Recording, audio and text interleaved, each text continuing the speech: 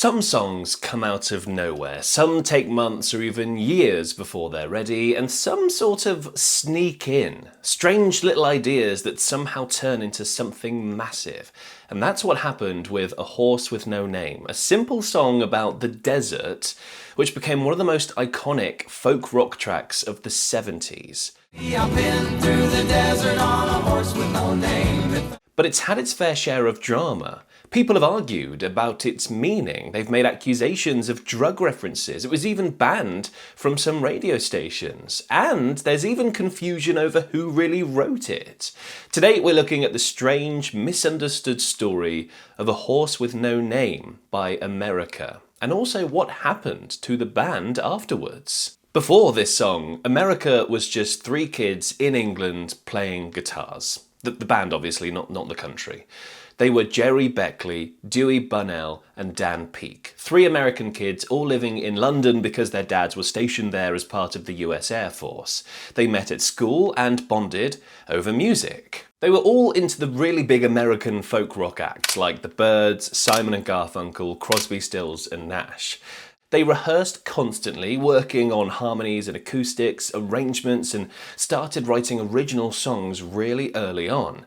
And pretty quickly, they got good. By late 1969, they were performing together under the name America, obviously a nod to their roots, but it also helped them stand out in the London scene. America is an easy name to remember, especially outside of America. In 1970, they got a big break. After some successful gigs and a bit of radio playtime, Warner Brothers signed them, and they set about writing and recording their first album. It was self-titled, and the band recorded it mostly as a trio, using some session musicians to fill out the other parts. Half of it was done on borrowed guitars, because they didn't have the money for high-end instruments. However, the label felt like they had more in the tank and urged them to put together more songs. They were looking, in particular, for a strong single. And it was a good call because this was a turning point for the band. The trio revisited a tune they'd sidelined during the recording under the working title Desert Song. You know where this is going. Initially, they didn't think it was single material, simple as that. It didn't start with some grand idea, it was just a little sketch written by Bunnell in 1971. At the time, he was trying to capture a feeling because he was homesick. He'd grown up in California and Arizona with a landscape of long highways and blue skies and long drives in the desert with good music on the radio, and he wanted to write something to capture that nostalgia. Because let's face it, you're not getting any of that in London. And all it was at first was two chords and a repeating, relaxing melody. At the same time, he started experimenting with more surreal lyrics. He was inspired by nature and themes of spirituality, and he wanted to strip back everything to just a man, a landscape, and a journey. And a horse, of course. The song followed a lone rider crossing the desert, and as we all know, he rides a horse with no name. He's trying to escape the rain, literally, but also metaphorically. Around him are plants and birds and rocks and things. It really isn't a complicated story, but it really had a certain feel to it. And sometimes that's all a song needs. It has changed for me as I've gotten older. The lyric writing and imagery takes on new meaning. It also used to be more about the sights and sounds and physical aspect of the desert that I loved. Now it takes on more of a feel of isolation and contemplating your navel type stuff. When the band's management team heard it, they loved it, and the song went from being not single-worthy to, well, being their new single. And so they went to Morgan Studios in London to record it. By the way, if you want to watch this video and all my other videos completely ad-free, you can support me at patreon.com/musicmongoose. Anyway, back to the song. According to Discogs, the debut album was initially released at the end of 1971 in Europe and America. This was about a month after Horse with No Name had already been released as their debut single.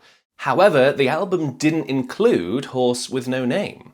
The song was initially treated as a non-album single. However, the single was building serious steam. It was performing incredibly well in Europe and also climbing the Billboard charts in the USA. And by March 1972, it was number one. It stayed there for 3 weeks straight. So they decided to reissue the album, this time with Horse with No Name on the track list. In fact, they added in a line of text to the album cover on the second release. Includes a horse with no name. And it did much better than the first release. It went to #1 and went platinum. That is the power of a solid single. One song turned them from obscure folk artists to, well, superstars. But things got a bit more complicated afterwards, because when the song first hit the radio, a lot of listeners thought it was Neil Young. The voice, the phrasing, the odd lyrics, the acoustic sound, it all very much sounded like Neil Young. But Neil Young had nothing to do with the song, of course, other than being an inspiration to a young Dewey Bunnell. Bunnell never denied the influence. He spent years listening to Neil Young, studying his records, soaking in the sound. I never fully shied away from the fact that I was inspired by him. I think it's in the structure of the song as much as in the tone of his voice. It did hurt a little because we got some pretty bad backlash. But there was another bump in the road after this song was released because people mistakenly thought it had a hidden message. In American slang, horse was a street name for heroin.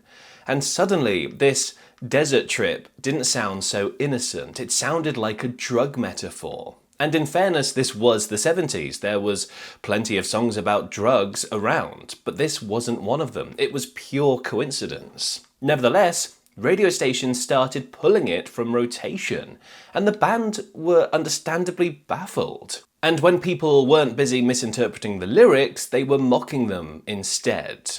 The heat was hot, there were plants and birds and rocks and things, 'cause there ain't no one for to give you no pain.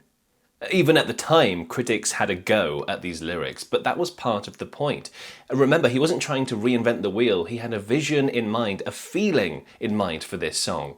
He knew what he liked, he knew what he wanted, and did it. And that's why it works. It's strange, but it really sticks in your head. You can let it play in the background and drift off, or you can really listen and get lost in the oddness of this song. Either way, it's memorable and really captures that feeling he set out to capture. And by the way, America wasn't a one-hit wonder. You might have first thought that, but their next single, I Need You, also made the top 10. You know I need you. Their second album, Homecoming, gave them Ventura Highway, another big hit. By 1974, they were charting regularly in the US and the UK. And then there was a twist. There's always a twist, isn't there? They started working with George Martin. Of course, he was the man that produced some of the Beatles' best albums. He even got a knighthood for services in music. Between 74 and 79, he produced 5 America albums, plus a live album, and he helped them broaden and mature their sound as the years went by. And it worked. Sister Golden Hair hit #1 in 1975. Sister Golden Hair Surprise. Daisy Jane became a radio regular. Do you really love me? I hold you. So yeah, far from one-hit wonders. In 1977, things shifted again because Dan Peake left the band.